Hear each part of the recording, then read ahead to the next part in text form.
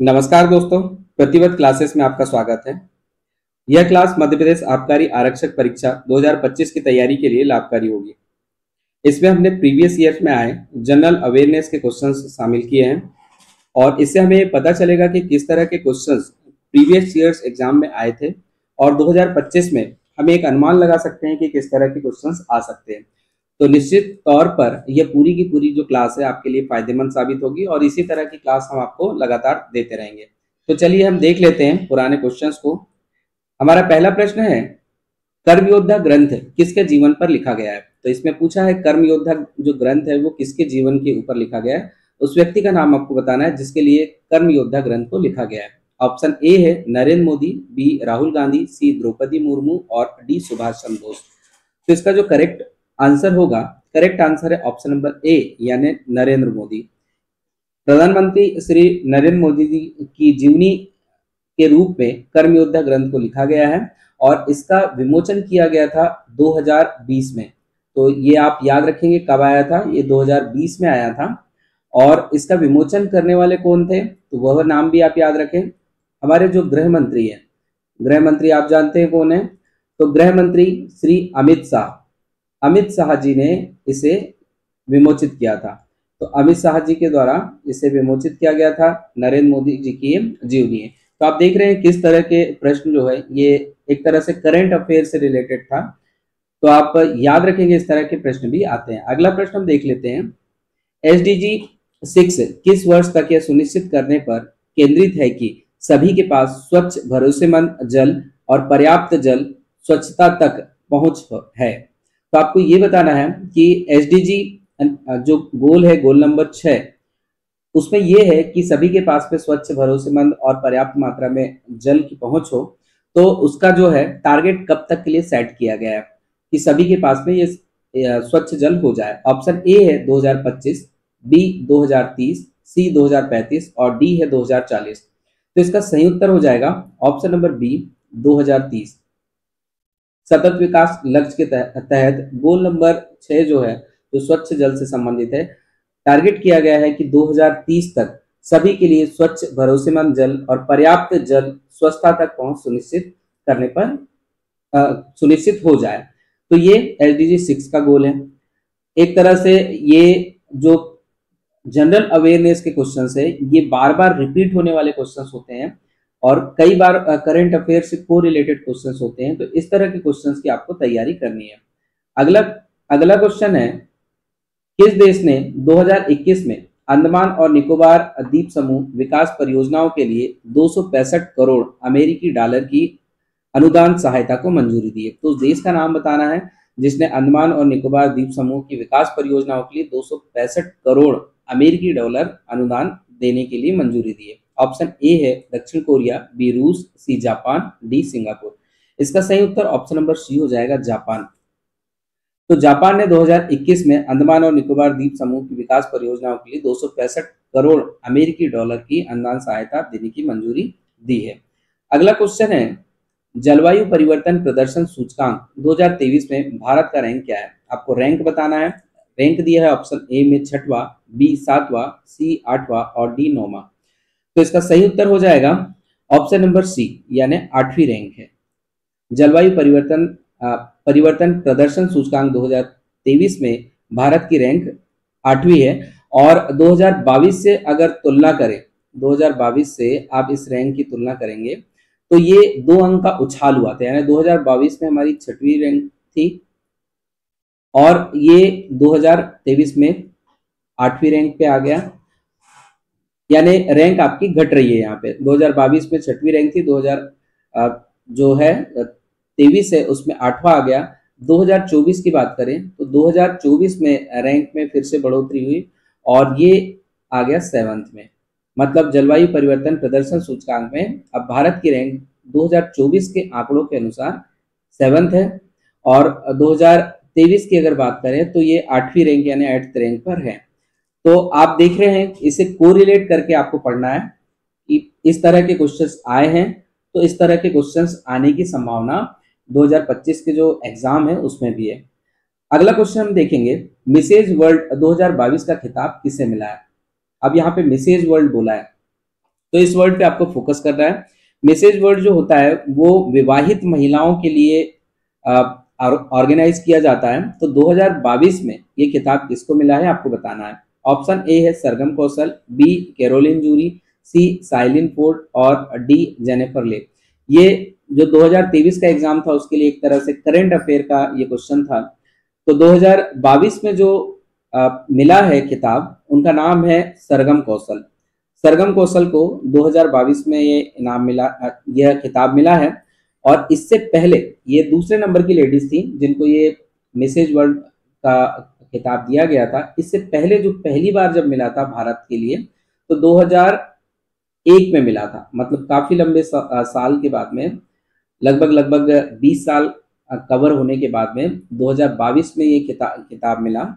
और 2001 में पहली बार कोई भारत की महिला थी जिसने किताब जीता था। उनका नाम भी आप याद रखें, अदिति गोवित्रीकर। अदिति गोवित्रीकर। अदिति गोवित्रीकर को 2001 में पहली बार मैसेज वर्ल्ड का खिताब दिया गया था। 2022 में सरगम कौशल ने जीता है। अगर इस तरह के क्वेश्चंस आ रहे हैं तो ये समझ लीजिए कि मिसेज वर्ल्ड के अलावा मिस वर्ल्ड का भी क्वेश्चन आ सकता है, मिस यूनिवर्स का भी क्वेश्चन आ सकता है। अभी मिस वर्ल्ड की अगर बात करें तो 2024 का जो मिस वर्ल्ड है उसका आप याद रखेंगे, क्योंकि ये महत्वपूर्ण इसलिए हो जाता है, ये मुंबई के जियो वर्ल्ड कन्वेंशन सेंटर में आयोजित हुआ था। और इसमें चेक रिपब्लिक की क्रिस्टीना क्रिस्टीना क्रिस्टीना पिज़्कोवा क्रिस्टीना पिज़कोवा इन्होंने 2024 में मिस वर्ल्ड का खिताब जीता था। इसको याद इसलिए रखना है क्योंकि ये मुंबई में आयोजित हुआ था और मुंबई के जियो कन्वेंशन सेंटर में इसका आयोजन किया गया था। आप इस तरह के क्वेश्चन प्रिपेयर करते रहें। विश्व तंबाकू निषेध दिवस यानी WNTD पुरस्कार 2022 के लिए विश्व स्वास्थ्य संगठन द्वारा भारत के किस राज्य का चयन किया गया है। अब ये पुरस्कार विश्व तंबाकू निषेध दिवस पर दिया जाता है। 2022 के पुरस्कार के बारे में पूछा है और एग्जाम आपको पता है कि 2023 में हुआ था, मतलब ये भी करंट अफेयर से रिलेटेड था। विश्व स्वास्थ्य संगठन द्वारा भारत के किस राज्य का चयन किया गया था, तो इसका सही उत्तर ऑप्शन नंबर सी है, झारखंड। झारखंड का चयन 2022 के पुरस्कार के लिए किया गया था। अब 2024 के लिए भी पूछ सकता है आपसे। अगर 2022 पूछा है, 2024 में हुआ है, हमारे एग्जाम 2025 में हो रहा है, तो एक तरह से करंट अफेयर से रिलेटेड ही आपसे पूछ सकता है। तो 2024 के लिए विश्व स्वास्थ्य संगठन विश्व तंबाकू निषेध दिवस पुरस्कार ओडिशा राज्य को चुना गया है।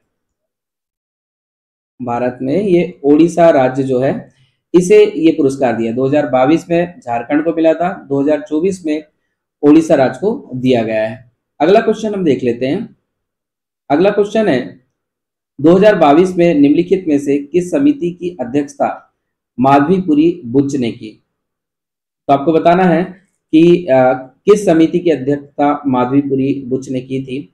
ये भी करंट अफेयर से रिलेटेड है। ऑप्शन ए है सेबी द्वारा बाजार डेटा सलाहकार समिति यानी MDC, बी है अखिल भारतीय तकनीसिक परिषद यानी AICTE द्वारा समिति, सी है कंपनी कानून समिति और डी है व्यवसायिक उत्तरदायित्व रिपोर्टिंग पर समिति। तो इसका सही उत्तर ऑप्शन नंबर ए है, सेबी द्वारा बाजार डेटा सलाहकार समिति, जिसका नाम था MDC। इसमें जो अध्यक्षता की थी वो माधवीपुरी बुच ने की थी। तो ये उस समय पे करंट अफेयर का क्वेश्चन था। अगला क्वेश्चन हम देख लेते हैं। राष्ट्रीय शिक्षा नीति मसौदे से संबंधित समिति की अध्यक्षता किसने की है। ऑप्शन ए है AC शाह, बी चंद्रशेखर, सी के कस्तूरीरंगन और डी हनुमंत राव। तो इसका सही उत्तर है ऑप्शन नंबर सी के कस्तूरीरंगन। राष्ट्रीय शिक्षा नीति मसौदे से संबंधित समिति की अध्यक्षता डॉक्टर के कस्तूरीरंगन ने की थी, जो भारतीय अंतरिक्ष अनुसंधान संगठन यानी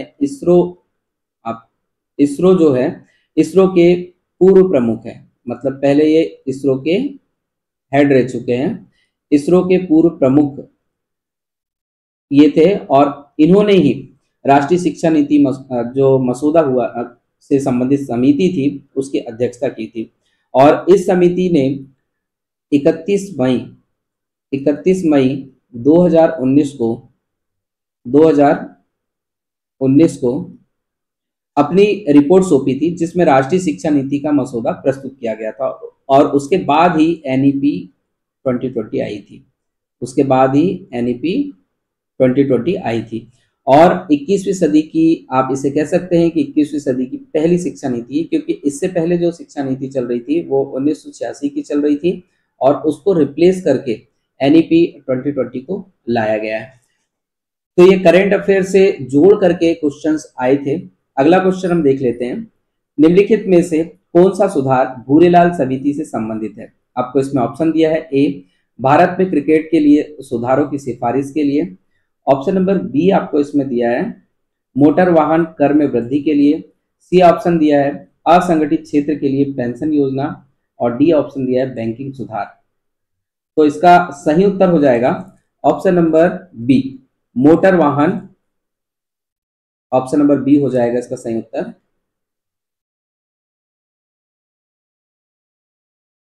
मोटर वाहन कर में वृद्धि। मोटर वाहन कर में वृद्धि के लिए भूरेलाल समिति संबंधित है। भूरेलाल समिति ने यह सिफारिश की थी कि जितनी भी ऐसी बसें हैं जो वायु प्रदूषित कर रही हैं, या ऐसे कोई वाहन है जो वायु प्रदूषण को ज्यादा फैला रहे हैं, उनको हटा करके उनकी जगह पे सीएनजी बस का उपयोग किया जाए। और ये पर्यावरण संरक्षण अधिनियम 1986 की धारा 3 के अंतर्गत गठित किया गया था।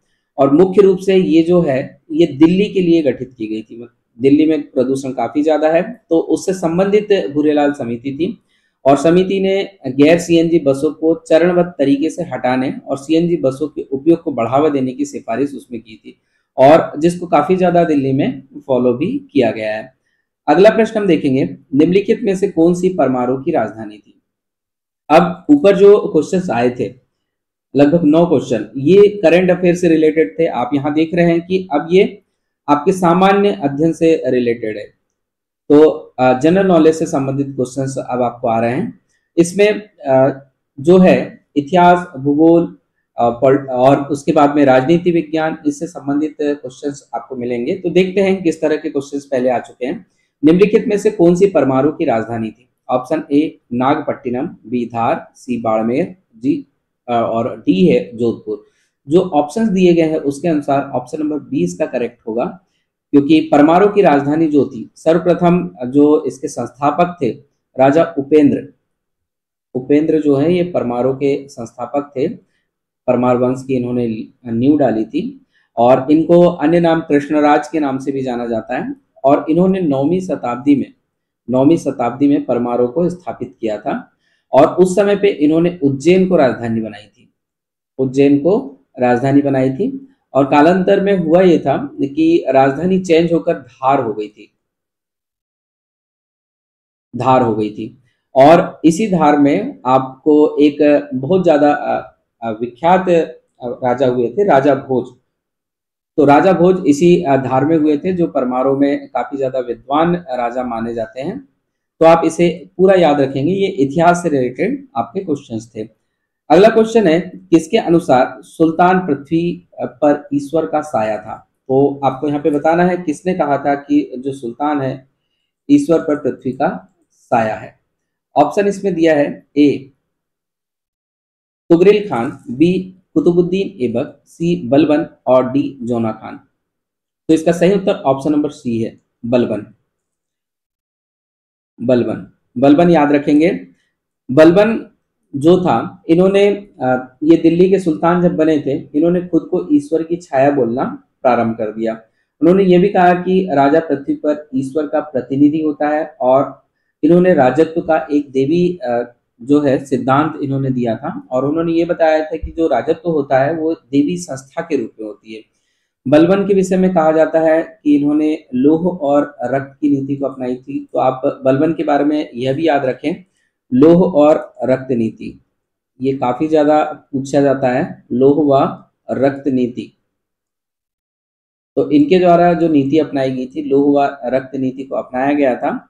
और बलबन के राजत्व सिद्धांत में मुख्य विशेषता ये देखी गई थी, इन्होंने सुल्तान का पद ईश्वर से प्राप्त हुआ है, मतलब ईश्वर को प्रमुखता दे रहे हैं। कि ये जो पद है वो भी ईश्वर से प्राप्त हुआ है, इसलिए ये देवी पद है। इसके अतिरिक्त सुल्तान को निरंकुश होना चाहिए। अगर शासन अच्छे से चलाना है तो सुल्तान को निरंकुश होना चाहिए। तो ये दो सिद्धांत को लेकर के इन्होंने अपना शासन किया था। अगला प्रश्न हम देखते हैं। अगला प्रश्न है, निम्नलिखित में से कौन पद्मावत के लेखक हैं? ऑप्शन आपको दे रखा है। ए मलिक मोहम्मद जायसी, बी जोना खान, सी तुगरिल खान और डी है मिन्हाज हम सिराज। तो इसका सही उत्तर आप भली भांति जानते होंगे, कई बार आया हो, कई एग्जाम में आया हुआ प्रश्न है। इसका सही उत्तर ऑप्शन नंबर ए है मलिक मोहम्मद जायसी। पद्मावत हिंदी साहित्य के अंतर्गत सूफी परंपरा का प्रसिद्ध महाकाव्य है। सूफी परंपरा का प्रसिद्ध महाकाव्य है और इसके रचना जो की थी मलिक मोहम्मद जायसी ने की थी। ये दोहा के रूप में लिखा गया है। इसमें दोहा आपको मिलेंगे, इसमें चौपाई मिलेंगी और इसमें छंद भी आपको मिलेंगे। तो इस पैटर्न में ये लिखा गया है, दोहा, चौपाई और छंद। ठीक, और इसकी जो भाषा इसमें यूज की गई है वो अवधी यूज की गई है, अवधी यूज की गई है। तो याद रखेंगे पद्मावत ग्रंथ के जो लेखक हैं वो मलिक मोहम्मद जायसी हैं। ये सूफी परंपरा के हैं। इन्होंने इसमें दोहा, चौपाई और छंद को शामिल किया है और जो भाषा का यूज किया है वो अवधी भाषा का उपयोग किया है। अगला प्रश्न हम देख लेते हैं। अगला प्रश्न है, पानीपत की तीसरी लड़ाई में मराठों ने किसके खिलाफ लड़ाई लड़ी? तो आपको बताना है किसके खिलाफ लड़ाई लड़ी। यह भी कई बार आया हुआ क्वेश्चन है। ऑप्शन ए है अहमद शाह अब्दाली, बी नादिर शाह, सी शेर शाह सूरी और डी ब्रिटिश। तो इसका सही उत्तर ऑप्शन नंबर ए है अहमद शाह अब्दाली। अहमद शाह अब्दाली जो है उनके अगेंस्ट में, उनके खिलाफ मराठों ने लड़ाई लड़ी थी और ये जो लड़ाई हुई थी 14 जनवरी, ये भी डेट याद रखें, 14 जनवरी 1761, 14 जनवरी 1761 को पानीपत की तीसरी लड़ाई हुई थी। इसमें मराठा सेना का जो नेतृत्व किया था, नेतृत्वकर्ता का भी नाम रखें याद, सदाशिव भाऊ पेशवा। सदाशिव भाऊ पेशवा, ये मराठों की तरफ से इन्होंने मोर्चा संभाला था और अफगानी जो सेना है वो उसके नेतृत्व करता था अहमद शाह अब्दाली। और यहाँ पर हुआ यह था कि अहमद शाह अब्दाली ने मराठों को इस युद्ध में हरा दिया था। अगला प्रश्न हम देख लेते हैं। निम्नलिखित में से कौन सी रिपोर्ट विश्व बैंक द्वारा जारी नहीं की जाती है? ऑप्शन ए विश्व विकास रिपोर्ट, बी अंतरराष्ट्रीय ऋण सांख्यिकी, C ease of doing business report और डी विश्व आर्थिक आउटलुक। तो इसका सही उत्तर ऑप्शन नंबर डी हो जाएगा। विश्व आर्थिक आउटलुक जो है ये विश्व बैंक के द्वारा जारी नहीं की। यहाँ पूछा यह था कि कौन सी रिपोर्ट विश्व बैंक जारी नहीं करता। इसका मतलब विश्व बैंक इस तीनों रिपोर्ट जारी कर रहा है, विश्व विकास रिपोर्ट, अंतरराष्ट्रीय ऋण सांख्यिकी रिपोर्ट और ease of doing business report. अब विश्व आर्थिक आउटलुक कौन जारी करता है? तो इसे जारी करता है आईएमएफ। आईएमएफ यानी इंटरनेशनल मॉनेटरी फंड, जिसे आप अंतरराष्ट्रीय मुद्रा कोष बोलते हैं। ये आईएमएफ के द्वारा जारी की जाने वाली रिपोर्ट है जो वैश्विक अर्थव्यवस्था की स्थिति और भविष्य के आर्थिक विकास की संभावनाओं का विश्लेषण करती है। अब वैश्विक वृद्धि के बारे में ये बात करती है और ये बताती है कि वैश्विक वृद्धि क्या रहेगी। जैसे कि 2024 की वैश्विक वृद्धि के बारे में आईएमएफ ने अभी बताया है कि वार्षिक वृद्धि दर पूरे वर्ल्ड लेवल की 3.2% रहेगी और 2025 की भी इन्होंने घोषणा कर दी है। 2025 में ये 3.3% रहेगी।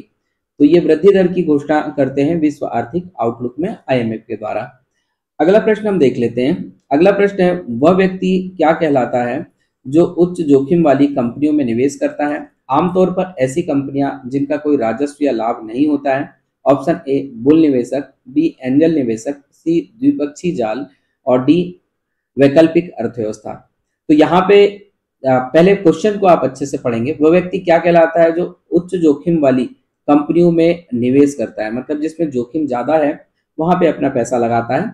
और आमतौर पर ऐसी कंपनियां जिनका कोई राजस्व या लाभ नहीं होता, मतलब उसको कोई लाभ नहीं हो रहा है, कोई राजस्व नहीं आ रहा है, फिर भी उसके बाद में भी उसमें पैसा लगाया जा रहा है, तो ऐसे व्यक्ति को क्या कहा जाता है? तो इसमें दिया है ऑप्शन के दिए गए आंसर ऑप्शन से उसके अनुसार आंसर नंबर बी इसका करेक्ट हो जाएगा।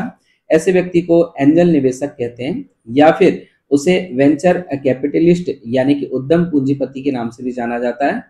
ये निजी इक्विटी निवेशक होते हैं जो स्टार्टअप और अन्य छोटे व्यवसाय में निवेश करते हैं, जो एंजल निवेशकों के समान होते हैं। तो ये भी आप याद रखेंगे। अगला क्वेश्चन है, जीएनपी का अर्थ क्या है? ये जो क्वेश्चंस आ रहे हैं लगातार, पहले आपने देखा हिस्ट्री के क्वेश्चंस आए, उसके बाद में इकोनॉमिक्स से रिलेटेड क्वेश्चंस इसमें आ रहे हैं।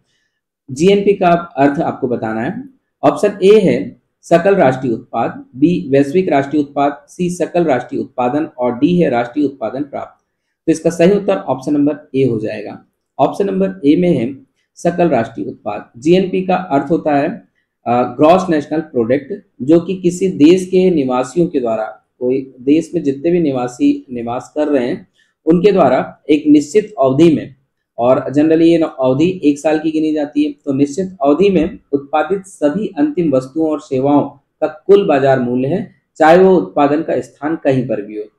तो ये देश के अंदर यानी देश की सीमा के भीतर ये चेक किया जाता है और उसे ही हम सकल राष्ट्रीय उत्पाद के नाम से जानते हैं। अगला प्रश्न हम देखेंगे, गुड्स एवं सर्विस टैक्स यानी जीएसटी परिषद के प्रमुख कौन है? ऑप्शन ए वित्त मंत्री, बी प्रधानमंत्री, सी वित्त सचिव और डी नीति आयोग के प्रमुख। तो यहाँ पे जीएसटी बोला है, गुड्स एंड सर्विस टैक्स यानी वित्त से संबंधित बात है, इसलिए इसका सही उत्तर ऑप्शन नंबर ए आ जाएगा, वित्त मंत्री। वित्त मंत्री जो है जीएसटी परिषद के जो प्रमुख होते हैं या अध्यक्ष होते हैं। साथ ही वर्तमान में अगर आपसे पूछा जाए कि वित्त मंत्री कौन है, तो इसका उत्तर आप बिल्कुल आसानी से दे सकते हैं, निर्मला सीतारमण जी, और यही इस समय पे गुड्स एंड सर्विस टैक्स परिषद के प्रमुख भी हैं। अगला प्रश्न हम देख लेते हैं। अगला प्रश्न है, भारतीय संविधान के किस अनुच्छेद में भारत के चुनाव आयोग का उल्लेख है? ऑप्शन ए अनुच्छेद 328, बी अनुच्छेद 324, सी अनुच्छेद 369 और डी अनुच्छेद 311। सही उत्तर इसका ऑप्शन नंबर बी है, अनुच्छेद 324। भारतीय संविधान के अनुच्छेद 324 में भारत के चुनाव आयोग का उल्लेख मिलता है। तो आप याद रखेंगे, भारत के चुनाव आयोग का उल्लेख जो है अनुच्छेद 324 के अंतर्गत है।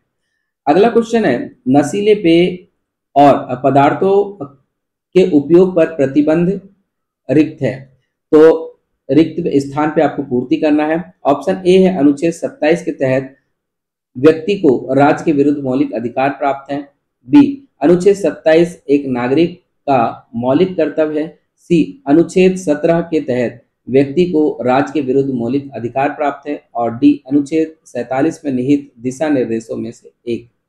तो आपको ये रिक्त स्थान पे पूर्ति करना है। इसका सही उत्तर ऑप्शन नंबर डी हो जाएगा। ऑप्शन नंबर डी में है अनुच्छेद 47 में निहित दिशा निर्देश में से एक। अब यहाँ पूछा क्या है, नशीले पेय और पदार्थों के उपयोग पर प्रतिबंध अनुच्छेद 47 में निहित दिशा निर्देश में से एक है। तो ये पूरी लाइन कंप्लीट हो रही है, ये आपको यहाँ पे रिक्त स्थान पे रखना था। और ये इसमें जो बातें बोली गई हैं नशीले पेय और पदार्थों के उपयोग पर प्रतिबंध, तो ये अनुच्छेद 47 में बताया गया है। तो सही उत्तर ऑप्शन नंबर डी इसमें हो जाएगा। अगला प्रश्न हम देखेंगे, लोकसभा प्रश्नकाल कितने समय तक चल सकता है? ऑप्शन ए 2 घंटे, बी 1 घंटा, सी 1.5 घंटा और डी 3 घंटा। तो इसका सही उत्तर होता है ऑप्शन नंबर बी 1 घंटा।